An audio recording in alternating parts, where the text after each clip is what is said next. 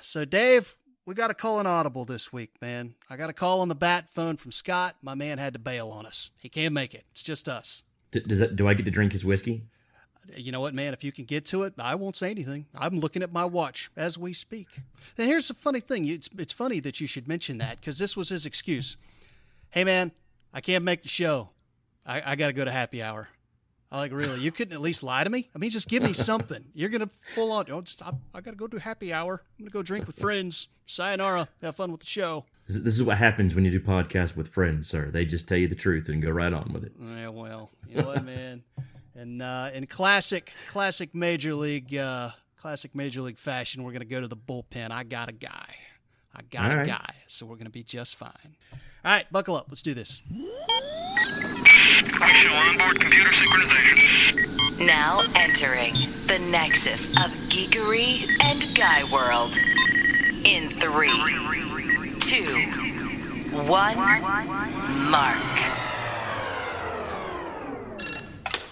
Hello, IT? Have you tried turning it off and on again? This is the Dudes in Hyperspace podcast, a service of Shark Flight Publishing. Hey kids, welcome to episode 3 of the Dudes in Hyperspace podcast. I am your host as always, Ian J. Malode. Thanks for dialing in. You can find us online if you got questions at dudesinhyperspace.com. We also do the Twitter thing at the Hyperdudes. Same for Facebook. If you want to find us there, you can shoot us questions, you can read our feeds, all that kinds of crazy stuff. As always, we welcome your feedback. We welcome your reviews. We have a good time doing this show. That goes without saying, but we also love hearing from you guys too. So one of the mediums, whichever is your fancy, dial us in, check us out. We love hearing from you guys. Lots of stuff to get to on the show. As mentioned, our brother Scott had to bail on us today because he's busy off at happy hour. But that's okay. We've got ourselves one heck of a good fill-in from the bullpen, and we can't wait to get to him in just a second. As always, though, I want to welcome my good friend, Brother Dave Daniels. What's going on this evening, man? Doing great, sir. How are you? You sound low for a vacation, man. You can't be like that. You got to be like, man, I'm awesome. Awesome.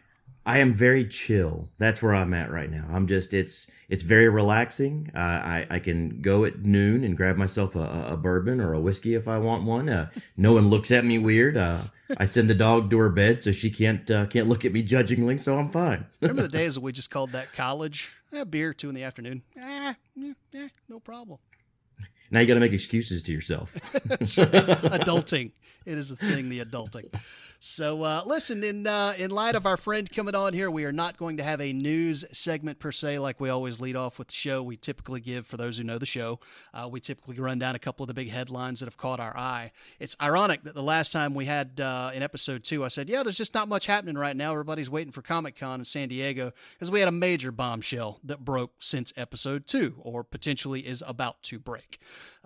Very long story short, it's looking like JJ Abrams could be headed to Warner Media, which could put him squarely in line to shepherd the DC extended universe. A lot of mystery behind this. The deal isn't done yet, but once we get done here in just a little while, we are going to delve into that. Dave and I will kind of give some initial thoughts on where we think that could go, what a JJ Abrams, let's say, Superman film could look like. A little bit of history there, and we'll get into that too. But anyway, enough teasing our friend here. We went to the pen. We called ourselves in a specialist. He just so happens to be an Amazon best-selling military science fiction novelist. You know him from the Four Horsemen Universe. He is responsible for the Peacemaker trilogy. He's also got a book out called Super Sync, which I've got here at the house. It's on my list of things to read. I'm really jacked to get into that. And his new book out now is called Death Angel, already set in the Four Horsemen Universe. Of course, I am talking about the one, the only Mr. Kevin Ikenberry. Kevin, welcome to the show, man. Hey, thanks, Ian and Dave. Glad to be here. Hey, thanks for filling in, man. We needed a man, and you were short notice, and we couldn't have asked for better. So thanks Just for coming make sure on my board. walkout music is Wild Thing, if we're going to continue the Major League references. Don't I wish, man. It's I seriously, it was everything I could do not to rock the AC/DC for our actual show music. We'll Shoot to Thrill or for those about to rock. But I was like, you know what, man? I really don't want to pay those licensing fees. I just really don't. And I don't want them coming after me. I get it. I'm an LLC. I could get all $50 in my business checking account, but no, I really don't want to give that up. But well, yeah, thanks again for coming on. What's going on with you these days, man? I know you got Death Angel out, but you, for people who follow you on social media, man, you are always hoofing. You are always grinding. What are your projects right now? What are you doing? Right now, I have a joint Four Horsemen novel that was written with Kevin Steverson from the Salvage Title universe. Okay. Kevin came in and for the last anthology, Luck is Not a Factor, he created a Peacemaker-focused story with a couple of characters that were brand new to what we were creating with as far as the Peacemakers were concerned. And he reached out to me and said, "Can you check this over and see how I did?" And it was extremely flattering to get his story and read it because he had actually written some of the characters that I had created. Right. And he had written them very well and then introduced these two new characters. And I got about halfway through his story and I said, "You and I need to write together." And so we wrote a book that takes one of the inside jokes of the Four Horsemen Universe community with the word redacted. Right. And we created a book called Redacted Affairs, which follows two young peacemakers on their first mission. And it's a tie-in to the Search for Snowman timeline that I've started with Death Angel. Right. And we'll probably continue for the next 4 or 5 books. So this is a major step forward for us. I am glad you explained that because I've seen that all over Facebook, Redacted Affairs. I was like, are they just waiting to roll out the title of that book? Or like, what is the deal on that? So I appreciate the clarity on that. I don't know where the inside joke started from. It just started one day on our Facebook posts. Right. And it just has become one of those things that the authors have played with. And, we'll release a spoiler for a story, but everything says the word redacted on it. So right. It was kind of fun as we were going through. We created that as a working title for the book. And I guess about halfway through the draft, we kind of looked at each other via Messenger and said, this actually could work for the title, and everybody likes it. So we decided to stick with it. Nice. Yeah. Rumor has it there's a Jacksonville Generals sighting in said Redacted Affairs. There is. Without spoiling too much, one of the characters when you first meet them is wearing a Jacksonville Generals shirt. Awesome. For those who don't know, you know I'm in the Four Horsemen universe as well with Freebird Rising. But for those who have not had an opportunity to read that book, one of the fun little things that I did to kind of portray what Jacksonville, North Florida looks like in the 23rd century was, I built a good bit of sports culture around the town. And one of that was I moved the Tampa Bay Rays to Jacksonville and rebranded them as the Jacksonville Generals. And they've won 8 World Series championships in 24 years. So anyway, that was really a fun thing for me, being a sports nut and being able to blend that into the book. So it was really, when I heard about that, I was just like, man, that's kind of awesome. My Major League Baseball team is in somebody else's book.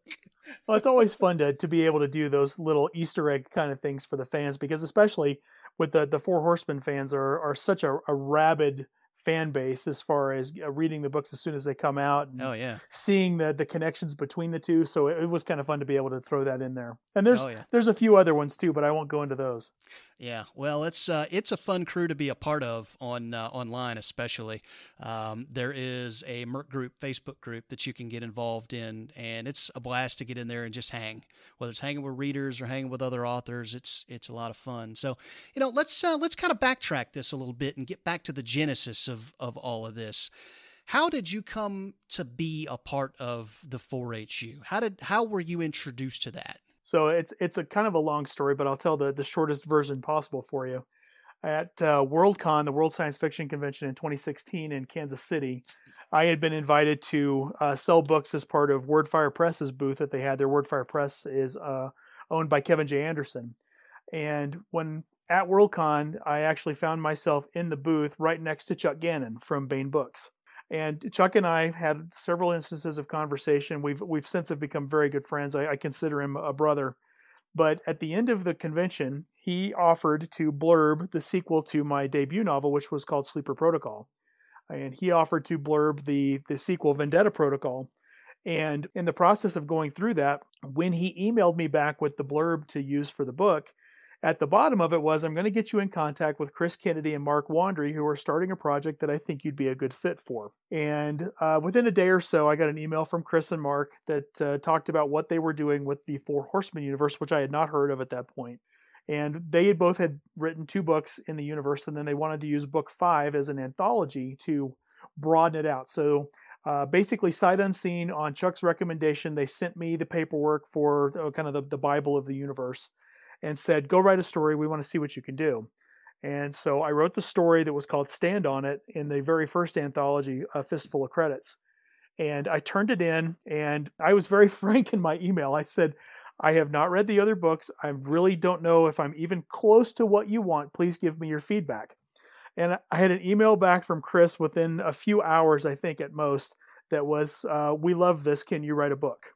Nice. And so I developed Peacemaker out of that short story. And at the end of turning in Peacemaker, Chris wrote me back and said, not only can I write 2 more books, but would you like to be a core author in the Four Horsemen Universe? And of course, I said yes. And it's been a fantastic ride up to this point. So, we've talked about already, you are kind of the man behind the Peacemakers in the Four Horsemen universe. These are law enforcers, for lack of a better way to put it. That's kind of what they do. They are the law enforcement of the 4HU. You were responsible for molding what these guys are. You were responsible for their code, their uniforms. I mean, everything that makes the Peacemakers what they are, that henceforth everybody has to adhere to when they write in the 4HU. You're the brain behind all of that. How did you come up with these guys? Like, what was your kind of inspiration to make them what is clearly a very successful, integral part to the 4HU? Well, it's kind of funny. Mark would tell you that his part of the story was they almost did not include Peacemakers as far as the guilds that were present in the Four Horsemen. Right. And when they did, and they wrote that up in the Bible, there were several other stories that were produced, and they chose mine. And when they kind of gave me those keys to the universe, a lot of it was, I'll be honest, self-discovery, because when I first wrote that short story, the creation of Jessica Francis as a peacemaker was really a plot device. And because she is the ex-wife of the mercenary commander who's in the process of getting screwed over, and she happens to appear on the scene, and a lot of other things happen. And when Chris came back and said, we love this character, can you do more with her? Then I had to basically create all of that. And it was interesting to try to be able to go back and, all right, what does this look like? And thankfully, out of the many things that I learned in the Army, I learned how to create units. And so I went back and applied what we would call .mil-pf analysis. Right. And I basically built the Peacemaker Guild from there. But then there's still been a few aspects of discovery learning. The best part about that is that as the point of contact, if you will, for the Peacemakers, when other authors are writing the Peacemakers, they're sending me their ideas.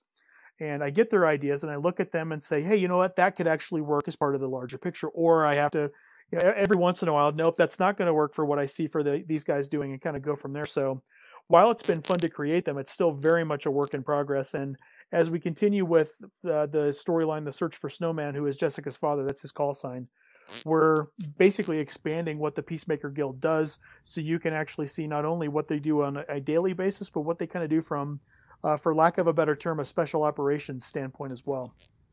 You know, Kevin, one of the things that I've been interested in, and you kind of hit on it a little bit there when it came to your military background, and you touched on it a little bit, but how much, one, how long were you in the military, and how much of that comes into play now with what you write, and how in detail do you get into what you write?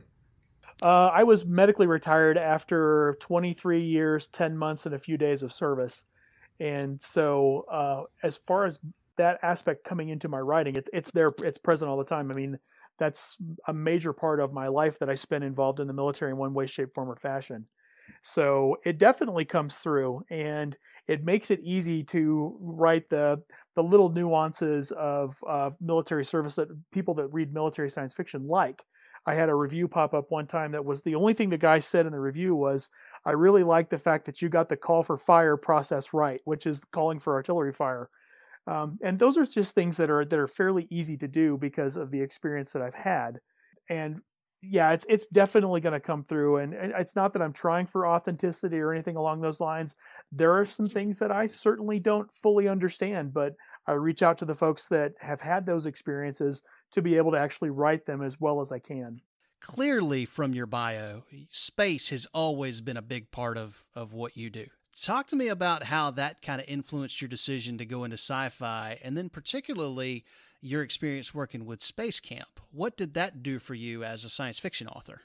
So I will be the first to tell you that you'll see a lot of authors, and you guys will probably interview them over the course of the show, that will tell you that they knew from the age of 5 or 6 that they wanted to be a writer. I'm not that guy. I was told in high school I was a pretty good writer. I was told again in college I was a good writer, but I did nothing with that. I mean, my goal with getting a minor in English when I was going through my bachelor's program was to be able to write a thesis and potentially a dissertation. I thought about going on and getting the piled higher and deeper, as my dad would have called it. And I never thought about creative writing at all. It was not something that was ever on my mind until, ironically, I got to Space Camp. So when I started at Space Camp, my first couple years there, I was with the Aviation Challenge part of the program, which is the side of the Space Camp that focuses on high-performance jet fighter pilots. So basically, kids come in, and they used to call it the Top Gun kind of experience. It's since has morphed on and become a little bit different. But it was that kind of idea of learning, everything from the four forces of flight all the way to advanced air combat maneuvering. So the kids would actually get into the simulators and dogfight with one another. When I took over the high school age program there, the kids that were in that program always wanted to fly against their counselors. And so we decided in the summer of '97 that we would take that one step farther. And so we actually created a fictional fighter squadron that the kids flew against. And as part of that, we created characters. And then out of those characters, we created dossiers, like little intelligence files, so that the kids would learn that so-and-so had a tendency to turn hard right in a dogfight, that sort of thing. And then over the course of that year and on into that winter when camp was out of session, a few of us actually wrote stories with these characters.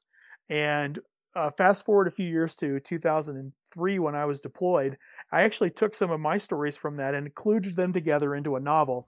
And I promise you will never see it. It's horrible. I've gone back and read it now. But it was one of those things. For me, it was like, okay, this is the culmination, I thought, of my entire writing thing, was taking these stories and putting them together into what I called at that point a novel. And that was it. So by the end of 2003, that was done. And I had sent it to my friends and thought, okay, that little chapter of life has passed and moved on. And then lo and behold, I'm back on active duty in 2009. I call it one idle Tuesday afternoon, but I had a character start talking to me while I was sitting at my desk. So I pulled out a notebook and I started writing notes. And when I got to the second page of notes, I thought, this is a book. How in the hell do I write a book? Right. And so, I was a battalion executive officer for the ROTC unit. So I had time on my hands a little bit. So I went to my boss and said, can I take a class? And he said, sure. So I went back and took a creative writing class. And the instructor's first comment back on anything that I sent in was, why aren't you published? And I had no answer for her. And so from that point on, I started writing with the intent of being published and then started working on that book. That actually became the second book I published, Runs in the Family. Nice. So we talked a bit about kind of the genesis of the Peacemakers as a group, as a circle of people and an occupation, if you will, in the 4HU. Talk to me about the character of Jessica Francis. Where did she come from? Clearly, she has become an integral part of everything that goes on in the Peacemaker Corps.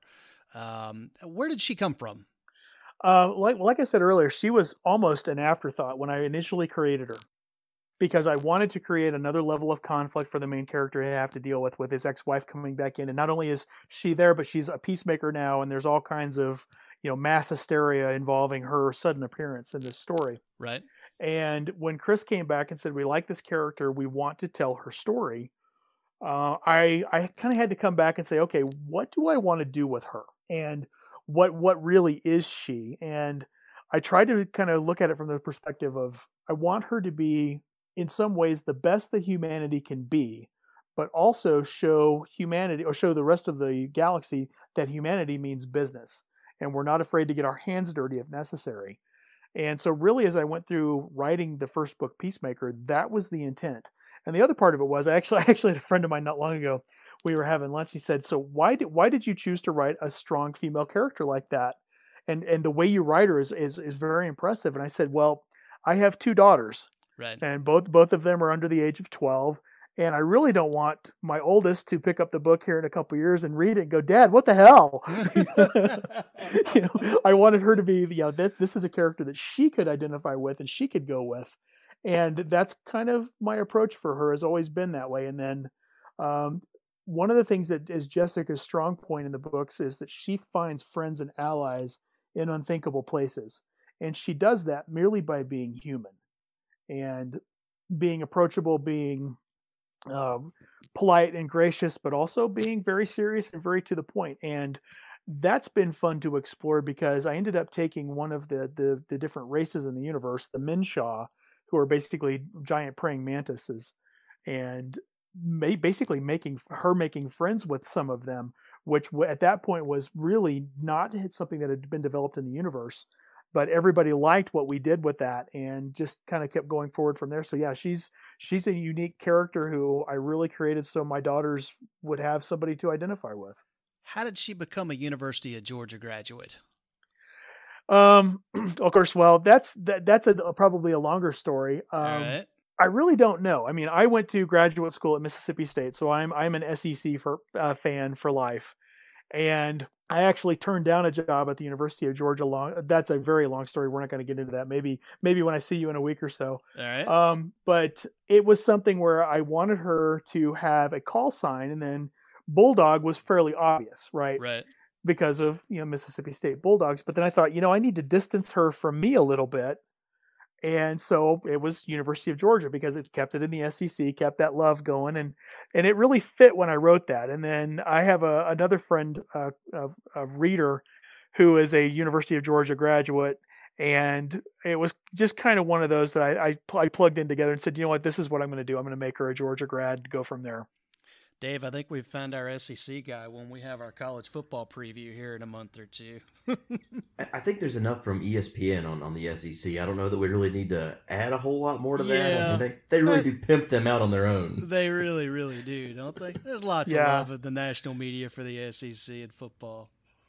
Well, and there's a lot going there when it comes to Alabama. So, I mean, that's about it. But there's a lot there when it comes to Alabama. Right. So, all righty. Well, back to the 4HU. Jessica Francis, well chronicled, great character.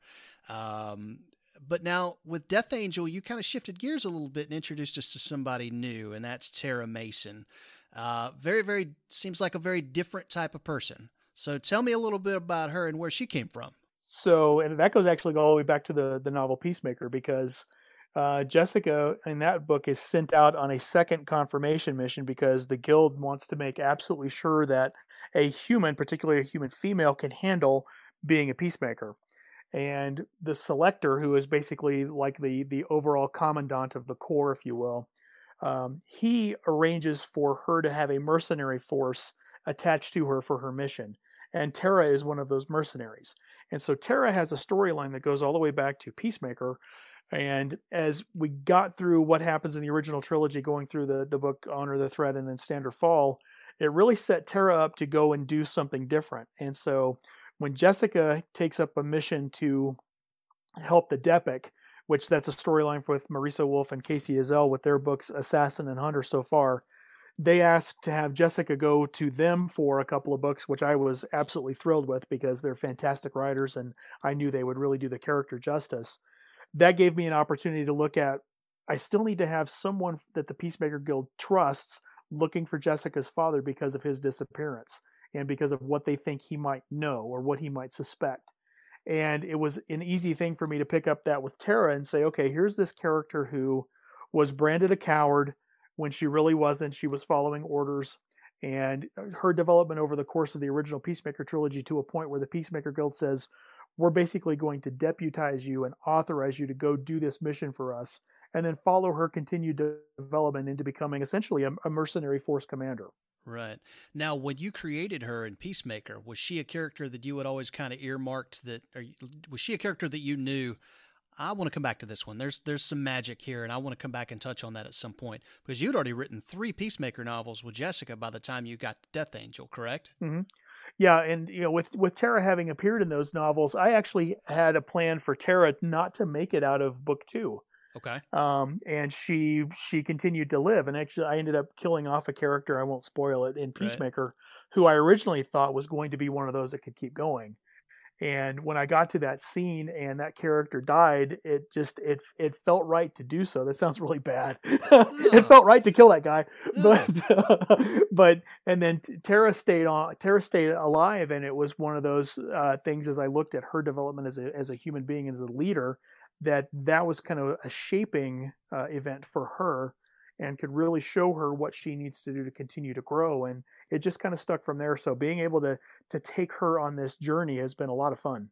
Real quick, and I don't want to get into a whole lot of craft here because this isn't that type of a podcast. Are you an outliner or are you a pantser? And for folks who are listening to this, who don't know what that means, outliner, self-explanatory. You outline a story before you start it. Pantser, you write from the seat of your pants, meaning it all comes to you as it comes to you. And Stephen King's a classic example of that. But you are? I am a plotter. Okay. I actually teach other writers classes in story structure because story structure is a very important aspect. And you can still develop a story by the seat of your pants because most of us that are in a creative field have a pretty good understanding of story right off the bat. You know, if you've ever been watching a show on television or a movie and you knew what was going to happen before it happens, you understand this because you have an innate idea of what story is because of what you've been exposed to. So from a plotting perspective, I'm not one of those people that do like a 25 or 30,000 word outline. I typically outline by act. So act 1, act 2, act 3. And so I'll outline act 1 and make sure that that's in good shape. Then I'll go ahead and write it because characters have a tendency to do different things than you originally planned them to do. And as that happens, having an outline gives you an opportunity to say, you know what, okay, my character has diverged from what I wanted them to do. And I want to see where they go down that rabbit hole. Yeah. And if they go down that rabbit hole and it ends up something that I can work and I can bring it back to the outline or I can skew the outline towards that rabbit hole, awesome. But if I let them go down that rabbit hole and you know what, this doesn't work, I can actually bring them back to a point in the book where I know that they made that choice and then I can continue back on the original plan. Yep. Best analogy I ever heard on that was another writer that I heard on a podcast said, my outline is like my roadmap. If I'm driving from Tallahassee, Florida to New York City, my roadmap tells me how to get there. Now, if I'm, cruising through North Carolina and I just see a sign that says, hey, Outer Banks, home of the lost colony of Roanoke Island, I may decide I want to go see that. So I get off the route and I go check it out. And then my roadmap tells me how to get back on the road to where I want to go. Dave, you were going to add something there. Yeah, I was going to say, one of the things we touched on in episode 1, we were talking about Game of Thrones and people dying going through. And you talked a little bit about killing off a character. When you write a series of novels and you have these characters that follow you throughout what it is, you touched a little bit on it, but I mean, how much thought goes into it and how attached do you get to these characters that you may end up having to kill off? From an attachment perspective, you can get pretty attached. The character I'm referring to in Peacemaker that I killed off, it surprised me because I was writing one night and I was getting to the point where this critical thing was going to happen. And it was just all of a sudden like the light bulb went off immediately and my fingers kept typing. And I knew I was going to get to the point where they were going to die. And I knew that was where it was going to go. And by the time I wrote the last few lines of that paragraph, I had tears going out of my eyes. Yeah. Because I was connected to that character. And I really thought that one was going to do more than I set them up to do. But I also recognized the emotional gut punch that was and how it would affect the rest of the universe. Because, this character was a friend of Jessica's and he was becoming a friend of Tara's. And he was very integral to what was going on this mission, and now all of a sudden he's gone. And yeah, it was very, very raw and emotional to have to do that. I did it in Vendetta Protocol as well. I killed off a major character in that book, and that was extremely difficult. And I waffled back and forth on the decision to kill them off right up until the time where I set my butt in the chair and said, "You have to write this chapter. Go." And when I wrote the chapter and I got to that point and I killed them off, I came back at the end, same thing, kind of misty-eyed, thinking, wow, I really just did that. And I knew that was the right course of action. I was going to say, and for me, when you read a book and when you watch a TV show and you get invested, I love TV shows that have no problem, or books that have no problem getting rid of these main characters, because it adds so much to it. You're constantly on the seat of your pants going through. So, you go back to Star Trek and you look at it and you knew the red engine just wasn't coming back. The red shirt engine was not making his way back onto the Enterprise. So it's always fun to know that when you read a book, there's maybe one or two people that are pretty safe, but if you've got a 4 or 5 people that can go through, that's what, for me, Ian's really into it and he gets and does his thing and he writes and you obviously are too. I'm more of a casual reader, so to really draw me in, I think that's the main thing for me, to know that, hey, anything could happen right now. Yeah, and that's life, nature doesn't care whether you live or die. There's going to be things that are going to happen, whether they're the unfortunate accident or just the golden BB, if you will.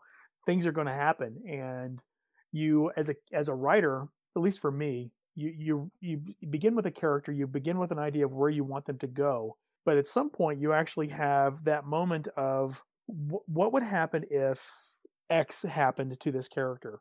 What does that look like? What would happen if they were involved in this situation and they were mortally wounded?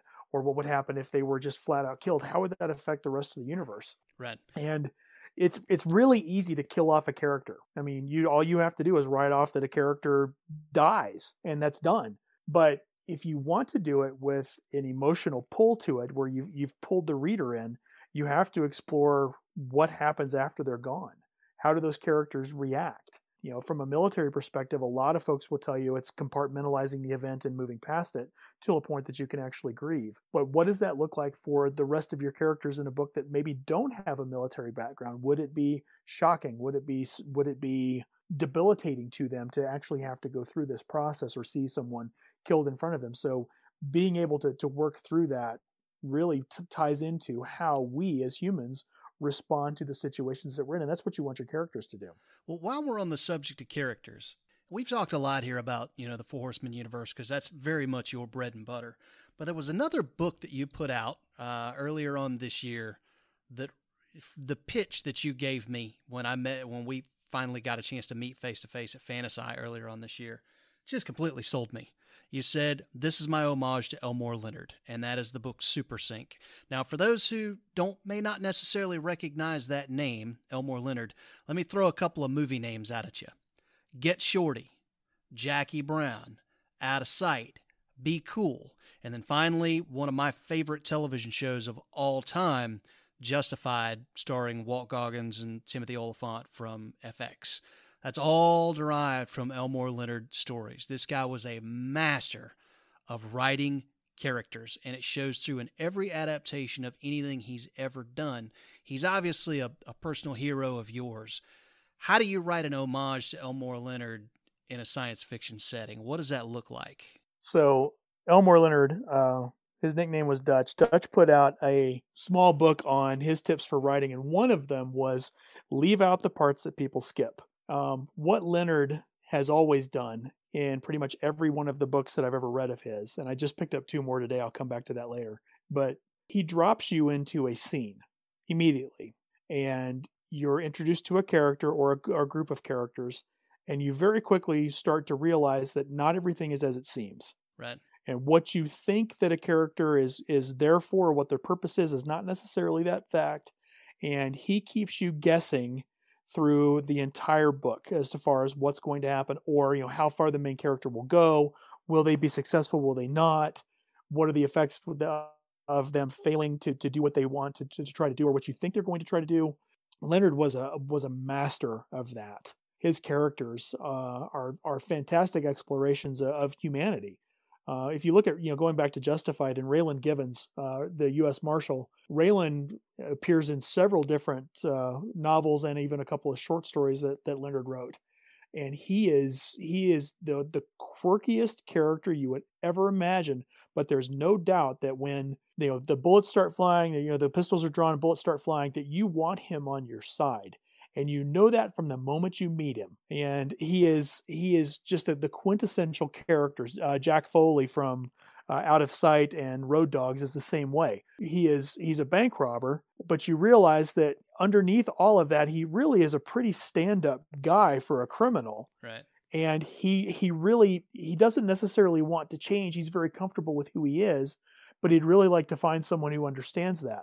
And the entire storyline with him is just fantastic. And that's what Leonard does. He writes those characters who you're not really sure what their motives are, but you really want to follow them and see where this goes. And writing an homage to Leonard, he was, when I first started publishing books, he was one of those authors I wanted to meet and just say, look, you are an inspiration. I've read almost everything that you've written, and be able to just have that conversation. Of course, when he passed away, that kind of went off the table. And I remember, in the day or so after his death, I thought I really want to write a story like him. I want to write a story that keeps the reader guessing, that you're thrown in with this group of characters who you really want to pull for one, but you're not really sure about them. And that was kind of the genesis for Super Sync. And it was a very fun book to write. It was very different. It's a very different voice. It's a very different process to write a character and write a story like Leonard does, because there's virtually no backstory. There's virtually no development. It's the fact that you're in this scene, you now have this character, and the plot evolves from this scene forward. And what happened before and what happens after with that character does not matter. It's right now, right here, and you have to tell their story. That's heavy duty stuff. So, all righty. Well, listen, we've spent a good 25, coming up on a half an hour talking about writing and talking about, sci-fi and genre, which obviously is a huge component of this show. But as folks who listen to this show know, that's not at all that we talk about. We do like to kind of branch off into other stuff. A lot of times, because myself and my co-hosts have such an extensive sports background, we do like to delve off into some sports talk. Now, you are an avid golfer and you're an avid fan of the PGA. How long have you been playing the game of golf? My dad taught me to play when I was 8 at a Nice. little course outside of Greenville, Tennessee. And I'm not as good as I once was, to quote an old song. But I'm still a single handicap golfer, single digit handicap golfer. And Nice. I love to get out and play. I just played in a tournament this past weekend, and it's one of those things that I will probably play for the rest of my life. Do you get a chance to watch much PGA golf, or do you stay so busy that you don't get to rein into much of that? I pretty much claim the family TV sets, at least one of them, during majors. All right. So four times a year I get the TV, but I stay pretty up on it. It's still something that I follow pretty religiously. I'll watch when I can. I make sure and read up on the articles and stuff after tournaments and try to stay clued into what's going on. Being busy, yeah, I've been busy enough the last couple of years. I haven't played as much as I wanted to, and I'm going to try to work on that this summer and get out and play more than I have the last couple of years. Give me your take on the state of the PGA. It seems like the PGA has undergone some pretty drastic changes, I would say for the better, over the last 10 or 12 years. But as somebody who's clearly familiar with the game and follows the tour that closely, what is your take on what PGA golf has become over the last decade? I think the PGA has become a lot more mainstream, and that's, I think, directly related to Tiger Woods and his success. And I will be the first to tell you that during Tiger's heyday back in the early 2000s, I didn't want him to win. I wanted somebody else to win because I wanted to see more parity. I wanted to see everybody, somebody else win. But it came to the fact where nobody was able to do it on a regular basis. The rivals, that we thought he was going to have, in David Duval or Sergio Garcia or any number of players, never materialized because no one could get up to Tiger's standard and maintain it for as long as Tiger did. Right. And then when Tiger went through his injuries and everything else, seeing him come back over the last year has been phenomenal for the game of golf. And I think it will do good things to continue to regrow the game, because let's be honest, when Tiger was in this process of having his injuries and the scandals and everything else, then the rounds of golf in America dropped off precipitously. And I have a golf course not far from where I live, and I can see it. There's not that many people out there playing the game as there would have been 10 or 15 years ago. So I'm hopeful that will continue to develop as Tiger maintains or continues to come back. And he has a new set of rivals who are much closer to the standard that he sets. Yeah. You look at Dustin Johnson and Brooks Koepka. I'll throw Gary Woodland into that mix because of not just how he played at the U.S. Open, but he's been that kind of player for a while. There's a bunch of them now. Jordan Spieth, Justin Thomas, who can approach Tiger from a competitive aspect. Right. And I think that will do really good things for the game of golf going forward. I think the downside to what the PGA has done, they have to do two things, and they have to do them very quickly. One of them is rein in technology, because if you look at a course like Augusta National, there's not too much more room to make that course longer. And they're able to bomb and gouge, basically hit driver and then hit a wedge on a lot of holes because of the distance that's involved. And, Jack Nicklaus and some others, I think, have advocated for a tour ball, that restricts the amount of distance that that a tour level player would be able to put on a ball. And I think that would probably be a good thing, because if you look at, hockey has a pretty standard puck. Football has a standard ball, as Deflategate showed us, right? It has standards. I think that's the thing that the PGA Tour needs to look at, is how can we take that and make that a standard option? Golf Digest, it was maybe 2 months ago, talked about the development of the Tour Accuracy TW by Nike, the Tiger's ball, back in those early heydays. And it was actually developed by Bridgestone Golf at the time, because Nike didn't have a golf ball division. You look at what that ball did, it changed everything, because up until that, you've been looking at the Tour Balata ball, and they were wound balls versus the liquid compression cores and that sort of stuff. So I think that development of technology, that race forward to get more distance out of the golf ball, is huge. I think the other thing that the PGA has to deal with is the issue of slow play. And that's one thing that you actually see that trickles down to the casual golfer. I can't tell you the number of times I've been standing on a tee box with, 3 guys who I've been paired up with, because I will go out and play as a single, and we'll be waiting on the tee box, and the people on the green at, for a 380-yard par 4, and guys on the tee box going, I think I can get there. No, you can't. I promise you can't get there. Even in Colorado, I can hit the ball about a little over 300 yards pretty consistently. You're not going to get to a 380-yard hole just because you think you got there once. And you see that. And then the reading of a green, people will go up and they'll walk all around their hole, and they'll be doing all kinds of things, and they do it because they think they see the pros do it. And they think that that's going to help what they do. When the pros, actually, it's part of a routine that they may do. It's a psychological thing that they have to see it from different angles.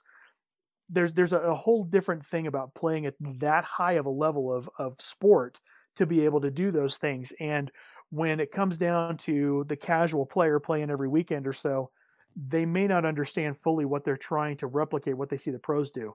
I was on the driving range. This was last summer, and I was hitting balls, and I have a routine that I do where you take a divot and you just make a line with the divot, and you do that. And I learned this when I was playing golf in Kansas, because it's easier for the grounds crew to come in and replace that. They don't have to plant grass. They can actually cut a strip of sod and put that in on the range, and it can grow back in, and then it's up and running, no problem. And I was hitting balls, and one of the pros came by and was like, "Oh, you see the pros do that, so you're doing." I'm like, "No, I know that it's easier for you to do it from a greenskeeping perspective." And most of the ranges that I go and practice at are crap anymore, because people don't do stuff like this, and you guys don't take care of the turf. He walked away pretty chagrined by that, but it's the truth. So there's a lot of things that I think casual golfers see professionals do that slows down the game. And then some of the pros are horribly slow, and they've gotten a little bit better over time. But I think until you start penalizing them with strokes and or fines, it's not going to get any better.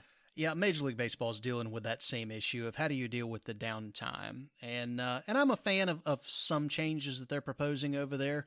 I am not a fan of some others that they are proposing. I think there does come a point in time when you cease to be what you are. And for those who know me and follow me on social media, I'm a big NASCAR guy. That's exactly what NASCAR did through the early 2000s. They got away from being in a lot of they lost their identity on a lot of fronts. Oh, yeah. And the new president of the sport will be the first one to tell you that, listen, we got a little too far off the beaten path from where we needed to be, and we lost people, and they're now trying to recoup that. But I want to go back to Tiger Woods really quick before we kind of close out the golf talk. You gave a word that, for my money, is the word that I think of when I think of the PGA right now, and that is parity. It seems like, on any given Sunday, there's 10, 12 guys who could jump up and take a win, whether it's your Koepkas or whether it's your DJs or whether it's your Jordan Spieths, or, I mean, there's a parity there that did not exist when Tiger was in his heyday. You had Tiger and you had Mickelson. That was it. And occasionally maybe you'd have a David Duval or somebody, show up on a Sunday and take a major. But for the most part, every broadcast, every match came down to where are those two guys and what are their scores. And it would have been interesting to see how, it would have been interesting to see if Tiger could have managed the level of success that he had in his heyday had he faced the level of competition. Because I had to listen to a sports talk guy really put it succinctly the other day. I say the other day when Tiger won the Masters, he said, every player out on that course respects the hell out of Tiger Woods, but they're not afraid of him. Not even close. They do not fear him. They respect him all day long, but they do not fear him. And it would have been interesting to see in his heyday what his record would have been like if he would have faced that level of competition on a weekly basis. Yeah, I agree. And go back to, I think it was last year's PGA when Koepka won, and Tiger had been in the mix, and Koepka beats Tiger. Brooks Koepka wasn't fazed by Tiger's presence on the leaderboard. He wasn't fazed by the roars. He wasn't fazed by seeing the ascent that Tiger made up the leaderboard to really challenge him. That guy's the Terminator of golf, man. Yeah. And Brooks Koepka was just, he wasn't even worried about it. I mean, everything about his demeanor. And I think that the interesting thing that came out of, people talk a lot about the new Tiger, how he's more open, he's more fun loving and whatever else than he used to be. The thing that when I realized that Tiger was back and doing it a different way was Brooks Koepka walks off the green, having won the PGA Tour, a PGA tournament, and right outside the scoring area is Tiger Woods. You'd never seen Tiger Woods wait to congratulate a fellow competitor ever before. Yeah. And I think that was Tiger saying, not only, hey, great job, but I think it was a thing from Tiger of respect going, you know what? I gave you my absolute best, and something that 10 or 15 years ago would have made everybody on that leaderboard crap out and roll over and die. And you took it, and you not only took it, but you took it all the way to the bank and won the tournament. Yeah. Yep. Incredible stuff. All right, man. Well, I think we're going to get ready to kind of put a fork in this. Thank you so much for coming on board, man. It's a pleasure always I get a chance to chat with you. I'm looking forward to catching up with you at LibertyCon here in Chattanooga in a couple of weeks. We'll definitely hit the bar, grab some beers. But thank you so much for coming on the show, man. Definitely, by all means, tell people where they can find you. If they want to know more about Kevin Ikenberry, where do they go? So my website is kevinikenberry.com. I have a Twitter feed at The Writer Ike. I don't necessarily do too much on Twitter, but I'm there every once in a while. I don't have Instagram or anything along those lines. You can find me at any place you buy your books at just by searching Kevin Ikenberry, and that should be enough to get you in contact with me if you need to. All right, cool. Then definitely look him up on Facebook. He is very active there. So shoot him a follow, and he's a good follow there. So, well, my brother, thank you so much, man. Again, it's been an absolute treat talking with you. We will most definitely do it again sometime, whether it's to talk golf, sci-fi, college football, you name it. We will hook it up. No problem. I can do any of those topics anytime you like. I know you can, and well, sir. Have yourself a wonderful evening, and I will see you in Chattanooga. All right. Thank you, guys. And now the news. Alrighty, so real quick at the outset of the show, I teased a major breaking story out of Hollywood since the last time we did this. It is still a developing story in that the deal is not signed, and that is that Bad Robot, which is a production company from JJ Abrams and his wife, is in final negotiations to sign a $500 million deal with Warner Media. Warner, of course, being the company that owns Warner Brothers Studios, HBO, DC Comics, and the DC Film Universe. That's all Warner's. So naturally, speculation has run rampant that JJ Abrams is going to now be involved in all of that.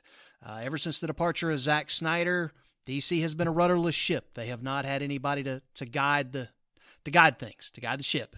Lots of good directors, lots of good talent, but nobody to really put it all together into one cohesive unit, a la what Kevin Feige does over with Marvel in the MCU. So this is a big media deal with lots of implications on lots of different fronts, not just film. But for our purposes, naturally DC is kind of the first place we want to go. So there's already talk that JJ could be involved in Man of Steel 2 or Green Lantern Corps. Dave, what are your thoughts on this? As a guy who's watched pretty much everything this guy has done over the last 10, 12 years, JJ Abrams in DC, what do you think? We talked about this a little bit earlier when the news kind of came out, and all of us over our messenger system. And, it's a little weird. Scott brought this up, and, when you can't find a happy hour with Wi-Fi, I get to steal your ideas. So, which J.J. Abrams are we going to get? Are we going to get the J.J. Abrams that was great with Star Trek, brought that back, told the original story, had great characters, was a retelling of something that we all knew, but it was a great retelling of what we had? Right. Or Right. It was something new. It was a brand new story. Or are we going to get the JJ Abrams that was involved with episode 7 and was the overseer for episode 8, which he now admittedly has to go back and clean up. Right. We talked earlier about killing off characters, and I equate that to looking at General Akbar, where you have a guy that didn't have a whole lot of screen time in the original trilogy, but he's a beloved character, and you got a footnote. Yep. It's a passing. So, it's going to be interesting to see which one we get. I think for that amount of money, hopefully that there's a lot more involving, and they give him a little more freedom, because obviously, with the Star Trek part of it, it seems like that was kind of his niche that really worked out well for him. If you don't have people that are kind of reining him in and kind of telling him what story they need to tell, which seems like it kind of happened with Star Wars. So hopefully that'll be what they go with. Yeah. I'm mixed on this. I really did enjoy the first Star Trek. I thought the first Star Trek, and I think it was 2009, was a wonderful way to reinvigorate the franchise. I thought the whole, alternate timeline thing with Spock coming back in time, I walked out of the theater going, man, they can tell any story they want now because it's all changed. They can tell the Khan story, they could do the Borg, they can do whatever, and it's all going to be different. So I had high hopes for it, and then I got into darkness, and I wanted to punch my own face walking out of the theater. I was furious when I walked out of that one. With Star Wars, it's been a little bit of a mixed bag. The one key difference I see here between what JJ is going to inherit with DC and what he is going to inherit, or what he inherited with Star Wars, is that with DC, he's got a group of people that he comes in to work with that have a very solid track record of putting out quality stuff. And by that, I mean Patty Jenkins, who has done a fantastic job with Wonder Woman. There's no need to mess with the apple cart there. She does just fine with that character. Now, DC obviously needs somebody to come in and, and kind of mold all of that together into one cohesive unit, a la what we talked about with Kevin Feige. But as far as Wonder Woman goes, there's really nothing for JJ to do there, man. Stand back and let the lady work. I would say the same thing with James Gunn, who's taken over the Suicide Squad. We know what he does with Guardians of the Galaxy. Suicide Squad is right up his alley. If left be, he'll give you a great Suicide Squad film. Aquaman was a blast in a cheesy, ridiculous, over-the-top Flash Gordon kind of way. It was fun. But that's what Aquaman needed to be, and that's what it should continue to be moving forward. Shazam, by all rights, with our boy Zach Levi from Chuck. Great little movie. Did really well at the box office. So, JJ just needs to come in and kind of put those pieces together and get them all moving in the same direction. And I think he can do that. Now, the rumors that he could be, and this is all jumping the gun because Bad Robot has not signed a deal with Warner yet.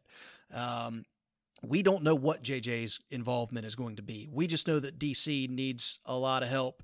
Warner's has a ton of money invested in that, obviously, and it makes sense for him to be there. He does have a history with Superman. For those who follow the internet back to the early 2000s, they commissioned him to write a script that became a movie called Superman Flyby. And it pissed off the world when word got out to all the fans what happened in his story. He made a ton of changes to canon, not the least of which was making Lex Luthor a Kryptonian. That was the big reveal at the end of the movie when they got ready to square off, is that, Lex is Kryptonian too. Let's get it on. It was really bad. That was bad. That was back before JJ Abrams was really anything. He was known for Alias on ABC, and he was known for Felicity on the WB. That's it. He was a writer. So anyway, I don't necessarily want to see him tackle a Superman film at all, just based off what I remember that project. Now, Green Lantern Corps, based off of what I know about that project, could be right up his alley. By all rights, that script is like they're calling it Lethal Weapon in space. It's a buddy cop movie in space with Hal Jordan and Jon Stewart. At least that's what the last incarnation of the script was.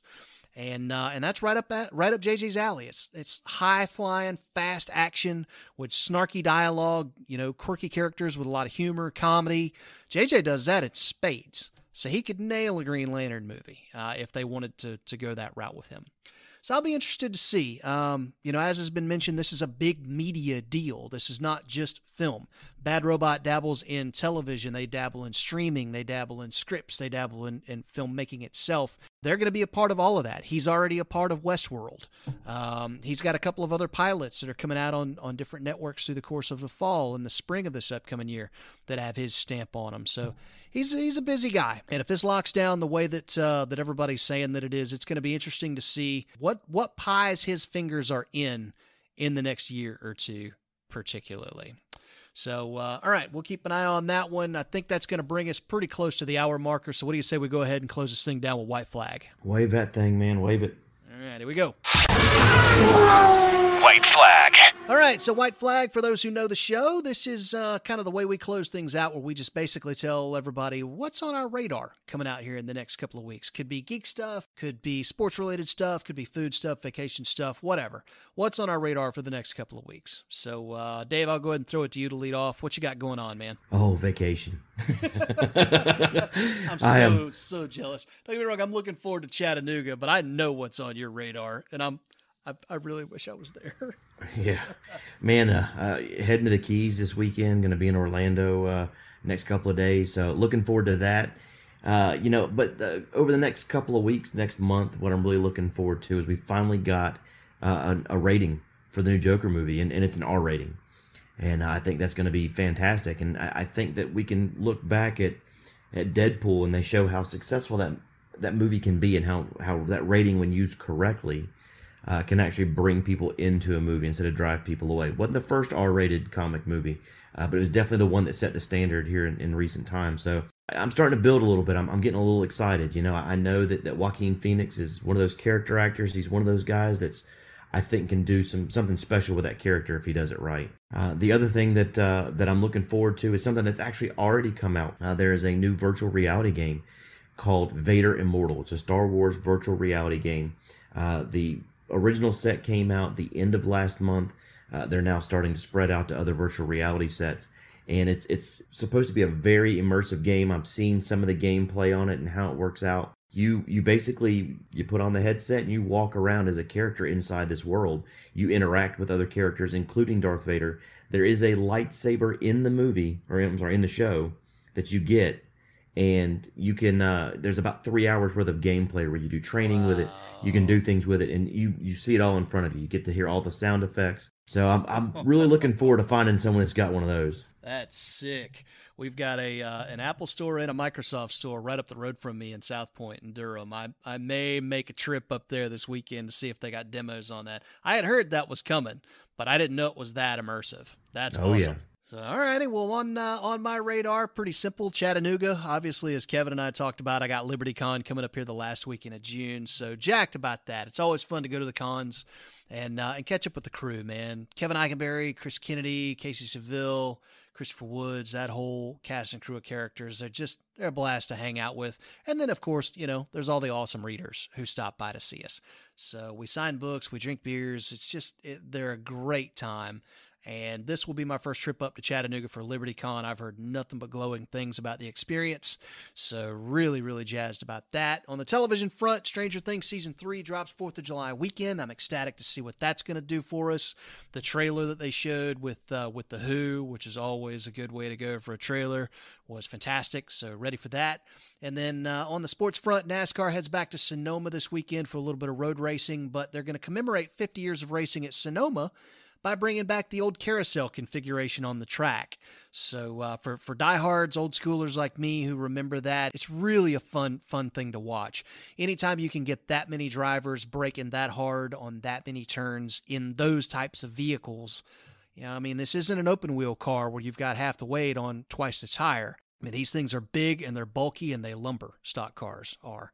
And to see them on that track, it makes for fun competition, man. It really, really does. So jazzed about that this Sunday. So thanks again to Kevin Ikenberry for coming on board the show. We really appreciate that. He was a blast. We will definitely have him on again sometime soon. Thanks again to my boy Dave Daniels for checking in as always. Have fun, be safe down in the Keys. Thanks again to all of our listeners for checking out the podcast. If you like this show, we say it every week. If you like this show, leave us a review. It is the best way you can support us and what we do here. Doesn't matter where it's at. Apple Podcasts, Google Play, Stitcher, Spotify, you name it. Just make sure you tell folks on there that you like us, give us 5 stars. It helps to bump the show up the ratings so people can find it and check us out. So if you got questions, you know where to find us at Twitter, at the Hyperdudes on Twitter, #DudeMail if you want to ask us a question. Same thing on Facebook, dudesinhyperspace@gmail.com. We're everywhere, man. It's what we do. So on behalf of my boy Kevin Ikenberry, my boy Dave Daniels, all the folks, all the people, I am Ian J. Malone. We'll see you next time on the Dudes in Hyperspace podcast. See you. See you.